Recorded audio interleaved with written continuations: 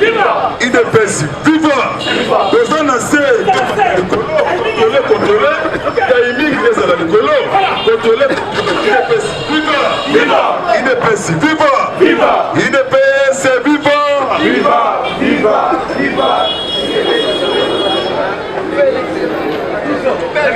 Besoin d'assez, dans ma télécolo, Congo, viva! Peuple congolais, viva! Mon Mboka, viva!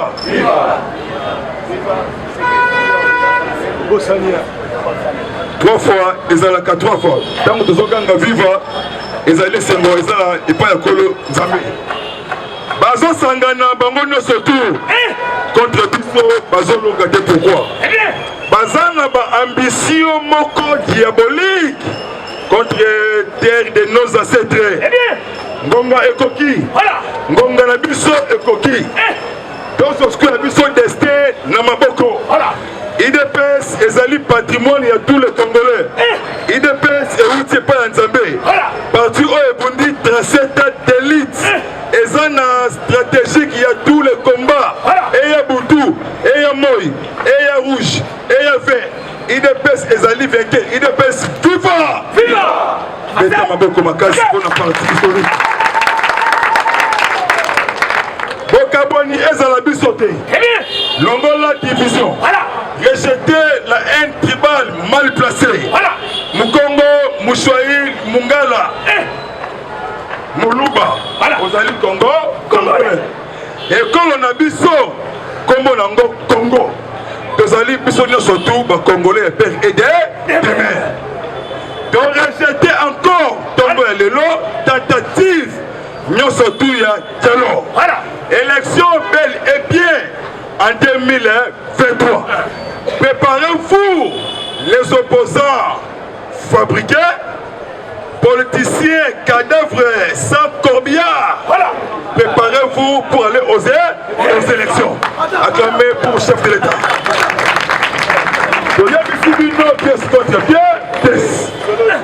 Politique et bandit. Ma cadavre sans corbillard, sans vision, pour le l'intérêt général. Là-bas à gauche, parce qu'on a ambition mon corps, ma responsabilité mon corps diabolique. Pour le reconnaître mon Nzambe, mon Likinda, Fatih B. Non, tu vois c'est Fatih B. Béton pour bétonner Moutounda surtout. Au bout Fatih, on mérite pour élection 2023. On y lobby avant élection. Avant élection. 2022 recensement. Recensement général biométrique. Recensement il y a une année. Il y a une année. On a l'ingui recensement une année. A manifester que Congolais perdent et demain. Manifester. On est recensement général biométrique. Après sa biso carte identité, il y a père et demain. Aux agents étrangers, à bout, Congolais à Dola. Donc pour Namo, IDPS, viva! Chef de l'État à Soukisi Bango. Chef de l'État à Soukisi Bango. Basangani bango no surtout na basambo na bango na bapasteur na bango contre Fatih Béton. Bravo na Sénat. Lobby Bayati Lukwebo. Bayati Lukwebo. Lobby Bayati Lukwebo lobby Naloba. Naganga. Naloba. Naganga. Deux ans à Sénat comprend qu'il y a un problème. Talangaï Awa, orateur, communicateur. Direct, le peuple congolais. Naloba. Naganga. Mwana mama. Oh, yazoloba mwana mama te. Azalimbo. Contrôler. Landela mouvement et mouvement sur tout Tongo lelo. Mwana mama. Namoko na kitinasi. Nona ndesi ko bafiki. Mwana mama. Mwana mama. Mambu maso. Mambu maso. Batu na kwa keba mona pe. Kiaku kenga na kia. Bamango baloba ba o moto ba ba o liyo bototo étape ya Fatih B. Acclamez pour sa vérité. Maman baloba ba au monte baba au lio. Bototo étapé. Mamata bakita abuo. Justice Yatsabe. Nase esangani sikoyo. Pour mettre fin na ba anti-valeur. O asali crime de guerre, crime contre l'humanité. Papa la biso Gilles Alingé Tekei. Autre bengi inspecteur délit. Voilà. L'OBI va prolonger. L'OBI Sénat peut prolonger. Avant de voter Alingé, Sénat a prolongé 7e fois état de siège. FBI américain. Bientôt va travailler dans IGF. Voilà. Inspection générale il y a finance. FMI attire soutien dans IGF avec somme d'argent. Il y a 1 500 000 $ américains. Chef de l'État Fatouane, Fatih champion. Triple élévation, triple brassard, président du Congo, président de l'Union africaine, premier vice-président Ya Sake. 2023 Papa Roma, 2040 en période. Il y a Fatih acclamé pour le chef de l'État.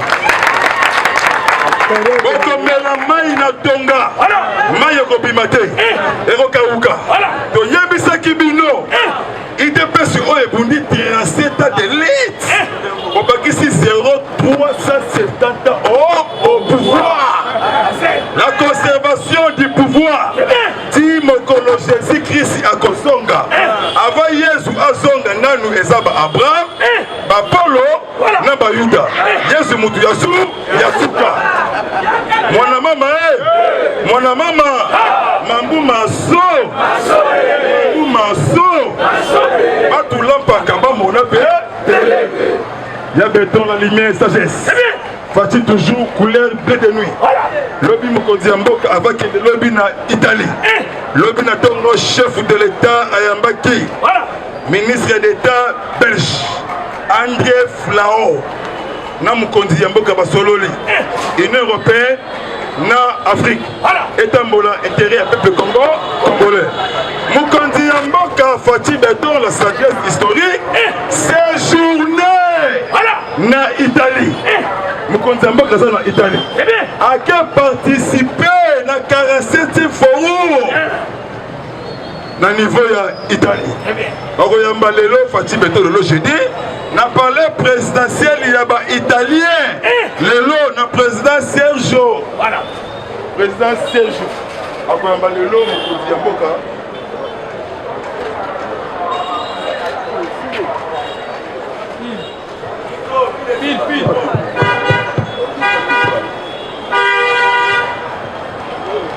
Mokonzi ya mboka séjourné na Italie a participé na 47e forum na niveau ya Italie.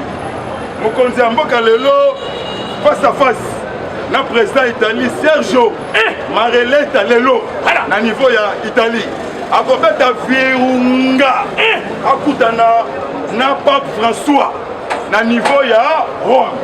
Comment ça na te mokonzi ya mboka ayambaki représentant il y a pas François à la province il y a Kinshasa la présence il y a Nos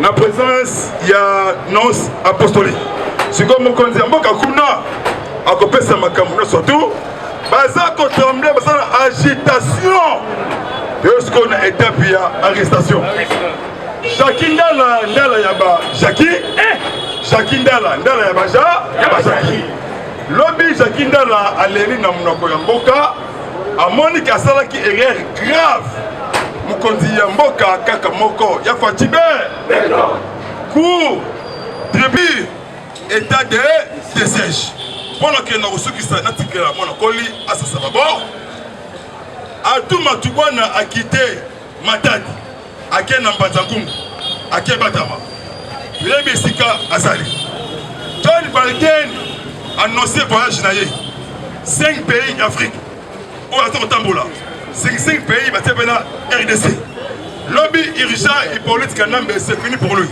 c'est fini Abou bien bateki ya est wana eza bakamako isolé mais guerre pour la guerre exactée. Il y a un complot comment pour détruire Fatih, il y a un complot comment pour créer trouble. Même les opposants manipulés derrière pour créer image de ma belle, na chef de l'État. Pour créer ceux qui ça, flash, lobby et mon John Balden en direct dans la maison, flash, assigné stylo rouge, agnati rouge, et lobby ni. Babi Sikoyo va changer politique. Les États-Unis, en Afrique, précisément direct RDC.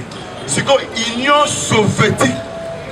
Donc, Union soviétique américaine, va lobby en faveur, il y a RDC. Pour envoyer urgent les forces, tous les alliés des Américains. On va par-ci par-là. Va appuyer MONUSCO, va appuyer FARDC, va neutraliser toutes les forces négatives. Mandouki Oebimine et pas John Noum. Les alliés bataillon Mobiba. Oebimine Mona. Va suivre armement et Salamaté. Les gars qui va paralyser, ça s'attend 3 semaines, attends 1 mois. Le Seigneur dans l'autorité à Boka, bouclage dans la commune à Gombe, parce que dans tous les communes, parce que la bouclage, c'est tout qui est gabois. Bouclage, na bandak na bango ba ko soba armes sophistiquées. Merci vraiment, mais moral d'aimer.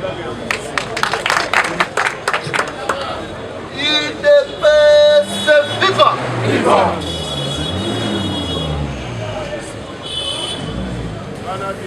UDPS viva! Viva! Bataille sous. Parti au pouvoir, viva! Viva! Fatibé! Alors sans plus tarder, nous sommes dans l'actualité politique. Nous mettons moi Kala, mais nous synthétiser ma solo, nous ça la briefing Mogo Yamouke pour être combattants sont à retenir quelque chose. Boité.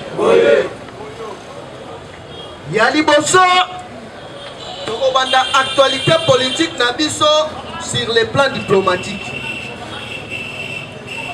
Donc on retrace les bilans, l'olengeni ni fatia zali ko fonctionner.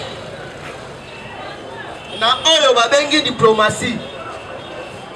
Abandi awa akendaki na Afrique. Asalaki moi semi-tournée moko en Afrique ake na Zambie. Alongwe Zambie ake j'espère na Malawi.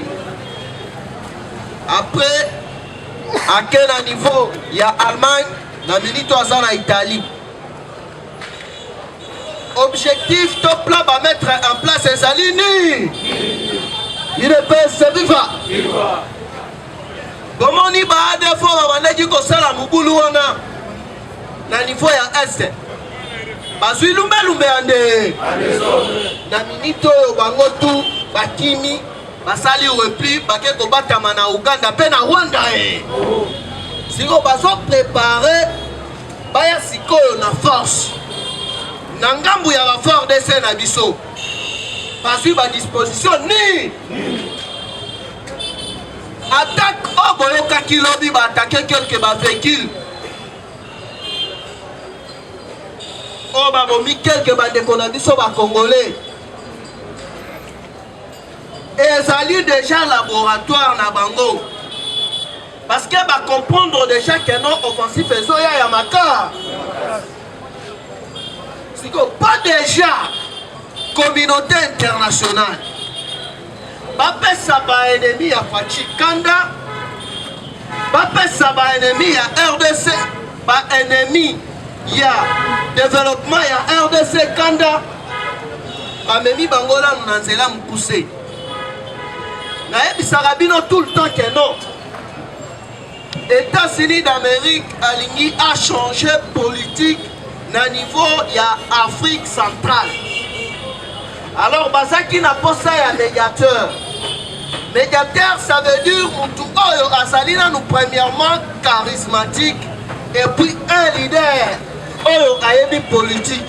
Depuis Babandaki Kolukabaye Koswa médiateur na bango na niveau ya Afrique ezali Félix Antoine Tshisekedi Tshilo betela ye mabo makasi UDPS viva awa sikoyoka na histoire ya Afrique etikala kosalema te mutu oyo azali en même temps président ya Union africaine, en même temps vice-président ya SADC. Elingi koloba nini? Toloba te. Topanza te. Nazo yebisa bino politique et combien elle est? Pour l'instant, Fachi Aza en même temps président ya Union africaine, en même temps vice-président ya SADC. Elingi koloba nini? Mandat na ye ya présidence ya comme un président officiel ya SADC et kobanda na fin 2022 et qu'aussi latine à début 2024 il peut se vivre alors que élection ezali na 2023 tout jamais encore comme un président ya SADC sans que ozala président de la République. Pour ça l'opposition tu m'as volé. Est-ce qu'ils ont quota? Est-ce qu'ils ont yoka? Tolo bate. Tombola lo bagangaba. Fatili banda kati be. Il ne peut se vivre. Eh, Fatili misa bango la vidéo. Fatili misa bango la vidéo. Fatili misa bango la vidéo.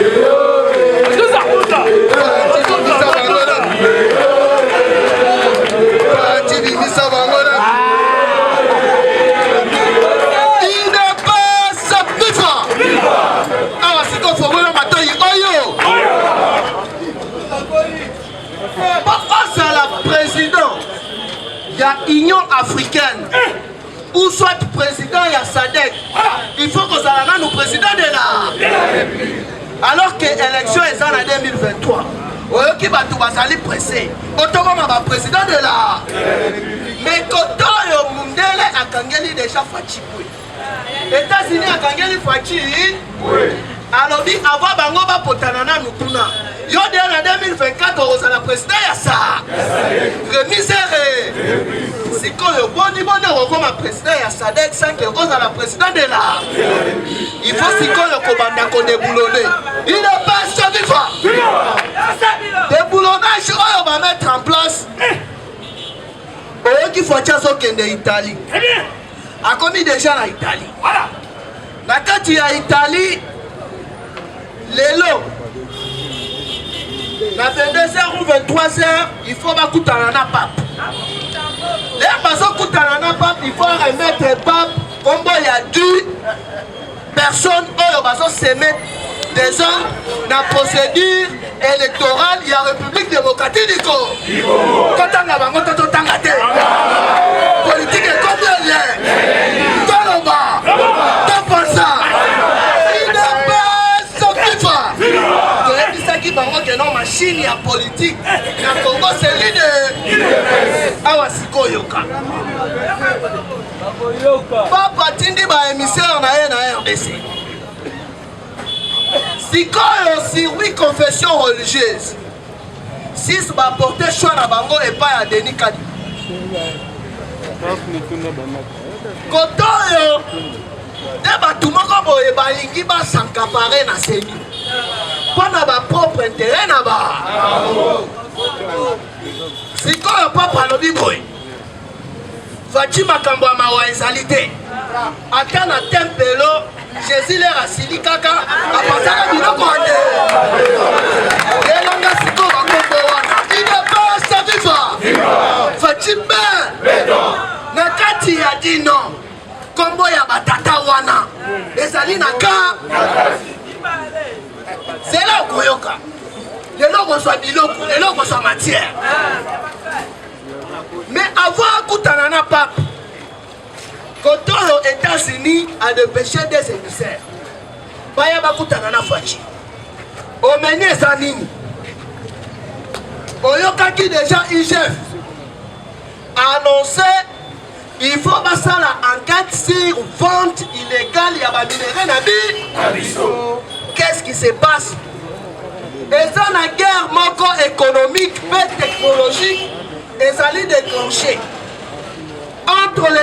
États-Unis et la Chine. Nakotangela bino quelque ba géant technologique on comprendre sikoyo importance ton bénéfice oyo Chine bazali na choix te, États-Unis bazali na choix te, Europe bazali na choix te pour collaborer dans la République démocratique du Congo. Na enfant chéri na bango Félix Antoine Tshisekedi Tshilo. Oyo kutu à cause na ye. Balobi désormais makambo ya vaccin ya COVID-19 na Afrique eza lisusu obligatoire. Pour facha yebisaki bango ouvertement. Betela fachi bango makasi. Il ne peut se vivre. Maintenant, il a rencontré ma bêtise à Oate. Na kombo ya Tshisekedi o autorisé vaccin. Voilà. Alors que moi, na batu makambouana ayebi yango. Azui courage. Ya koyebisa Angela Merkel. Alobi tozali ko préféré. Tant qu'on na expertise na biso moko na kati ya il ne peut se vivre. Bakanga menyoso batali. Balobi frère leader, awa siko il faut yeba. Guerre technologique, peu moderne, on ezali déclenché la kati ya monde. Mutu azali fournisseur numéro 1. Ya ba minéraux nyoso wana stratégique, ezali République démocratique du Congo. Alors que Kabila na Katumbi, ezali deux figures oyo. Basalaki nanu ba contrat mal négocié et puis bateki ba minéraux na biso abusivement. Awa sikoyo oyeba guerre yango eza ya banani pe bazoluka nini bakozala na bosenga ya nini eza na société moko chinoise. Société chinoise wana kombo nango ezali Xiaomi ezali deuxième société mondiale na oyo etali ba smartphone. Il est pas se vivre. Mais concurrent na bango direct ezali Tesla. Tesla eza ya américain moko d'origine africaine oyo azali sud-africain azaki camarade pe collaborateur ya Kabila. Kombo na ye ezali je m'excuse. Il est père se vivant.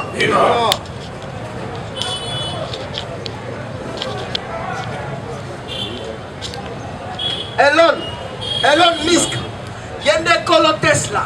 Donc maman na ye aza canadienne, papa na ye aza sud-africaine.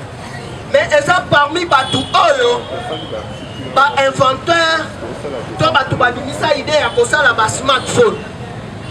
Qu'est-ce qui se passe? Le numéro 2, il y a makambo ya ba smartphone, ya sali ba Huawei, na ba téléphone mususu, ya ba asiatique. Annoncé déjà mukolo ya lobby que bango balingi siko ba développer technologie, ba kosala Xiaomi auto. Donc ba kobanda kosala ba voiture électronique. Il ne peut se vivre. Alors que la réserve mondiale il y a coltan na cobalt. RDC tozali pour égorger yango 75%. Sikoyo ba voiture électronique wana ba matière wana ekouta na République démocratique du Congo. De l'autre côté, si wana tellement akoma na ye américain, yebe alobi il faut ba concurrencer na Xiaomi auto, yebe abimisa Tesla auto. Alors mutu akobanda ko fournir bango ba matière wana ezali République démocratique du Congo. Il ne peut se vivre. Ni nango sikoyo kolekana ezali na ba contrat mal négocié oyo Hippolyte asignaki na ba chinois il y a 6 milliards de dollars américains. Fachi annulé yango. Il faut sikoyo IGF asala musala na ye ya otobengi audit général. Nani atekaki ba minéraux, nani azwaki mbongo akendaka wa. Parce que ezali chaîne mobimba na ba généraux ebele basali na ka. De l'autre côté batwana ba croiser les bras. il faut créer sikoyo eloko moko ya guerre na niveau ya Katanga pe na est ya mboka. Fachi azo travailler na actuel premier ministre israélien. Il est pas vivant, Monsieur Benat. Parce que va comprendre que Benjamin Netanyahu a dit que jouer chez Hippolyte Kana. Alors si qu'on fait la matin, oyo. Place de rochiter les tours, le bateau, le bateau. Toto pantate. Voilà le bobo gangaba. Fachi banda katia sali ben. Quand on qui sur les plans politiques. Il ne faut pas affronter la RDC Makar. Quand on qui Union européenne, dans les États-Unis d'Amérique, Bakangeli Fachibwe Ande. Malobio Salama Nouana comme ça en 2023. On soit officiellement président Siasa. Sikoyo, Ekoni Sikoyo Makambo, Etali Yama intérêt. Il ne peut se vivre. Comité à Sénat. Encore à la maison. Comité à Sénat. Il y a des fonds américains. Inde na assez. On a comme ça la étude du milieu. Baye balolengeni ni bakomanda pour attaquer. Meilleur bakomi wana babandina nous ba essaye. Ba ADF tout. Ba ki makana Uganda te basalini. Et comme ils ont organisé offensive contre RDC. Pour ADF,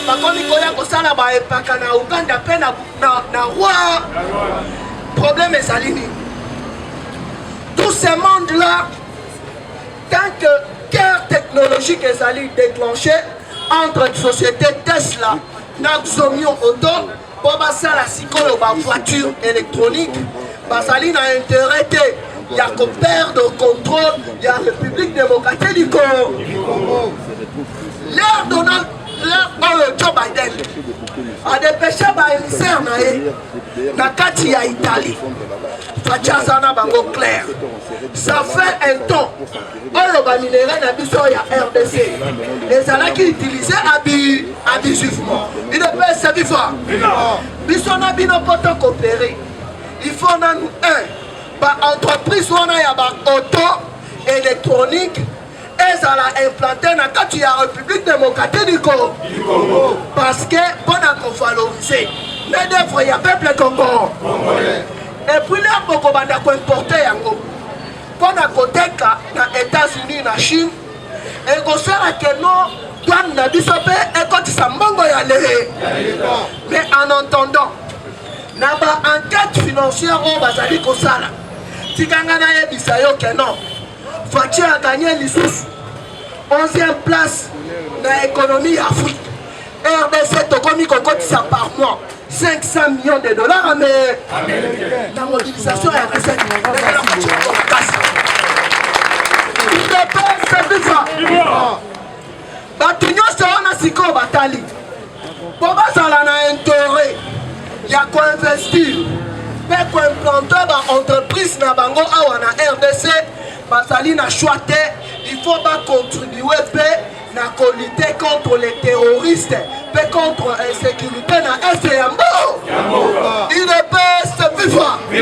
C'est pour la première fois. Au monde la militaire chinois na Est pour l'intérêt à l'investissement là-bas. Il ne peut se vivre.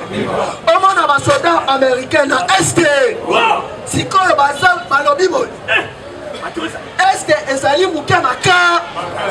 Bonne monisco oyo basali plus de 3500 militaires. Bien doté na ba makampunyoso. Ba kobala kosi di sa guerre na Est. Tout ça tolobi fini la récréa. Il ne peut se vivre. Ya fona boso awa. Nazo yebisa yo makambo ezali kito. Tous les bateaux oyo babandaki kofinga fachi. Basentir que non muko ntombolo libanda kaka zali ben. Tozo koma sikoyo. La place, il y a dit non, il faut pas passer et pas Pape François. Tout le bateau, il ne peut se vivre. Chers combattants, il y a pas qu'un nom politique. eza oyo bato bagangaka bangangaka te. Politique eza oyo bato balobaka te. Mais politique egangaka te, politique elobaka. Politique esalemaka sese. Démarche ya catholique à bientôt là ekopetele bango. UDPS viva.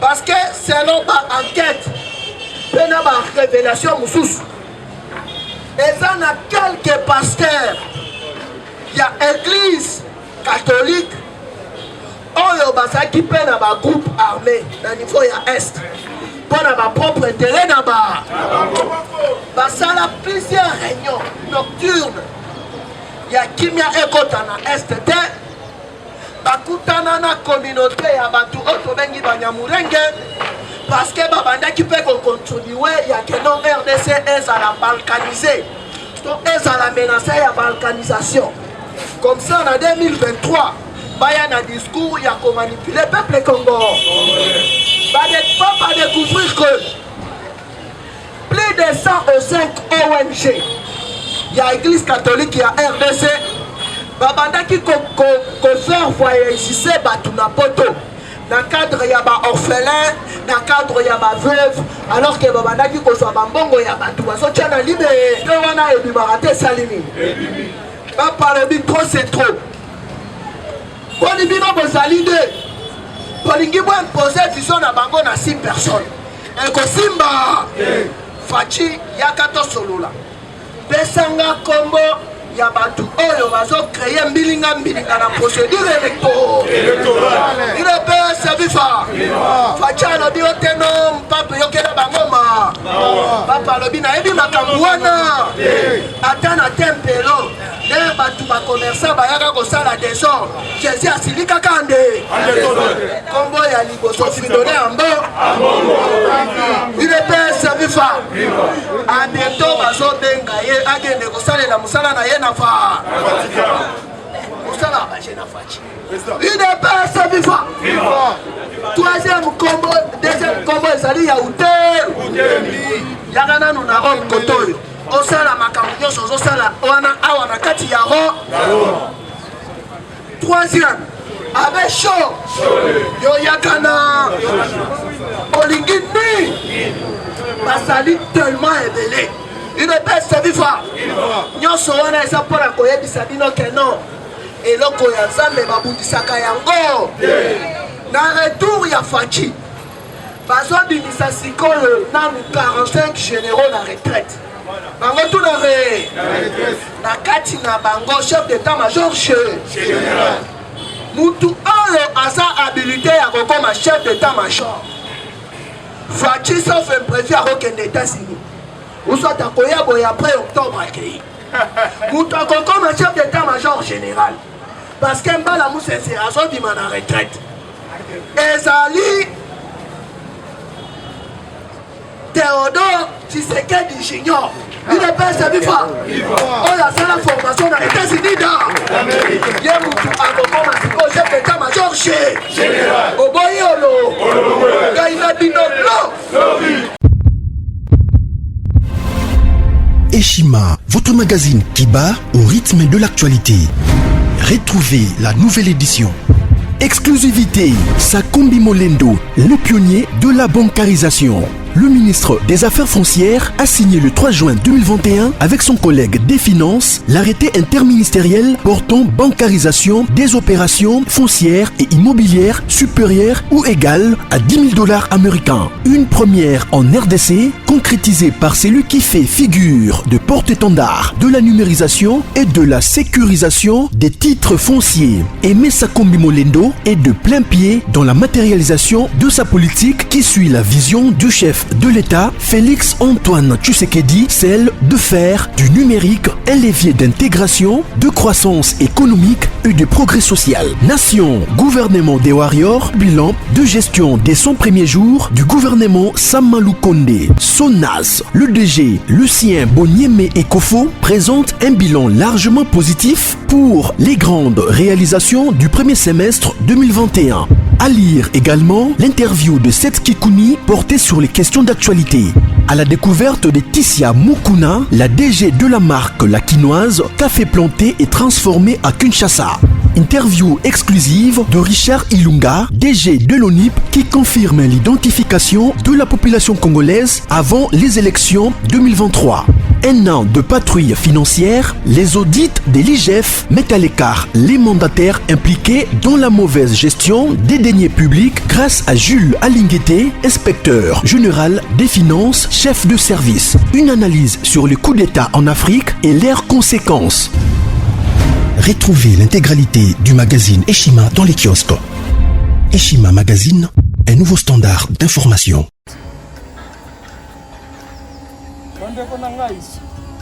Conteneur yango ezokende le 26 mai lekokanga conteneur kokanga conteneur chaque mois donc next ekozala le 26 mai olingi otinda velo mutuka lise osi okangi biloko tu omemaka na biso benga biso comme ça toya somema biloko totinda na Congo.